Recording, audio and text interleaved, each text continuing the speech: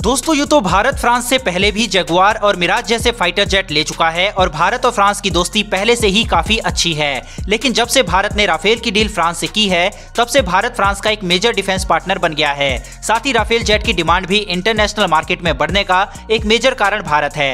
फ्रांसीसी हथियार काफी ज्यादा रिलायबल और भरोसेमंद होते हैं। आपने मिराज और जगुआर एयरक्राफ्ट के क्रैश होने की खबरें बहुत कम सुनी होगी, वही मिग वगैरह आए साल क्रैश होते रहते हैं। इसलिए भारत फ्रांस के विमानों पर अब ज्यादा भरोसा जताने लगा है। फ्रांस की defence minister Florence Parly Bharat दौरे पर आई हुई थी। इसी बीच भारत और फ्रांस के बीच कई समझौते हुए हैं। पहले बात करते हैं इंडिया फ्रांस के बीच एयरक्राफ्ट इंजन को लेकर जो डील फाइनलाइज्ड हुई है। इसके बाद राफेल जेट और अन्य समझौते के ऊपर हम बात करेंगे। दरअसल रक्षा मंत्री राजनाथ सिंह ने मीडिया से बात करते हुए यह बताया कि देश में बनाए जाने वाले फाइटर जेट्स के इंजन को लेकर एक डिसीजन लिया गया है और इस डिसीजन के तहत फ्रांस के प्रपोजल को एक्सेप्ट किया गया है। मतलब आने वाले समय में भारत और फ्रांस मिलकर देश में स्ट्रेटेजिक पार्टनरशिप मॉडल के तहत फाइटर जेट के इंजन बनाएंगे। यह इंजन तेजस मार्क 2 AMCA और अन्य आने वाले प्रोग्राम में यूज होंगे। दोस्तों ये सच्चाई है कि भारत दशकों से एक अच्छा एयरक्राफ्ट इंजन बनाने में लगा हुआ है, लेकिन अभी तक हमें इसमें सफलता हासिल नहीं हुई है। यही कारण है कि फ्राइडे को हुई मीटिंग के दौरान दोनों देशों के डिफेंस मिनिस्टर ने इस पर फैसला लिया है। हालांकि इस पर ज्यादा डिटेल फिलहाल नहीं दी गई है। जो भी बात सामने आई है वो राजनाथ सिंह ने मीडिया से बात करते हुए बताई है। भारतीय वायुसेना की बात करें तो इस समय IAF को 3 तरह के इंजन की आवश्यकता है, जिसमें पहला तो 85 किलो न्यूटन क्लास के इंजन जो LCA तेजस मार्क 1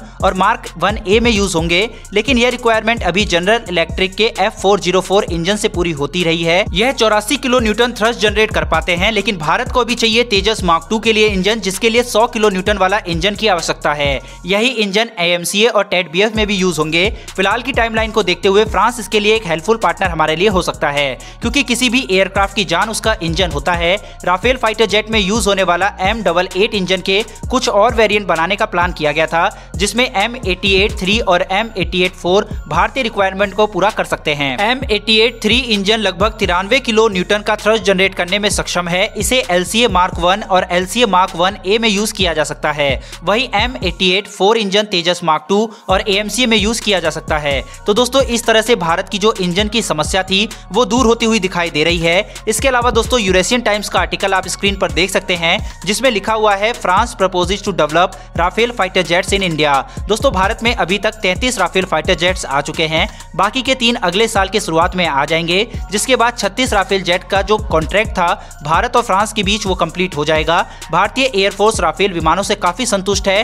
भारत को अपनी फ्लीट बढ़ानी है, जिसके लिए एडिशनल विमानों की जरूरत है। ऐसे में भारत किसी दूसरे विमान की जगह राफेल की तरफ ही देख रहा है। भारत एडिशनल राफेल एयरफोर्स के लिए और राफेल M को नेवी के लिए खरीदना चाहता है, लेकिन भारत इन विमानों को मेक इन इंडिया के तहत भारत में ही बनाने पर जोर दे रहा है। साथ ही भारत इनकी तकनीक भी चाहता है। यही कारण है कि फ्रांस इतना बड़ा ऑर्डर अपने पास करना चाहता है और भारत और फ्रांस के बीच एक मेगा डिफेंस डील हो सकती है। फिलहाल इस पर दोनों देशों के बीच बातचीत हो रही है। राजनाथ सिंह ने यह कहा है कि हम नहीं चाहते कि डील पूरी होने के बाद फ्रांस की कंपनी सामान पैक करके भारत से चली जाए। हम यह चाहते हैं कि इंडिया में फ्रांस प्लांट लगाए और हमारे एयरक्राफ्ट को पूरा करने के साथ ही यहीं से इसको दूसरे देश को सप्लाई भी करे। दोस्तों यह प्रस्ताव भारतीय रक्षा मंत्री की तरफ से फ्रांस को दिया गया है। देखा जाए तो ये दोनों देशों के लिए एक विन विन सिचुएशन होगी, क्योंकि राफेल को हाल फिलहाल में काफी ज्यादा ऑर्डर्स मिले हैं। ऐसे में अगर भारत भी उसे ऑर्डर देता है तो हमारी डिलीवरी में काफी ज्यादा समय लग जाएगा, जो भारत बिल्कुल भी नहीं चाहता। लेकिन अगर भारत में प्लांट लगाया जाता है और भारतीय कंपनी के साथ टाई अप होता है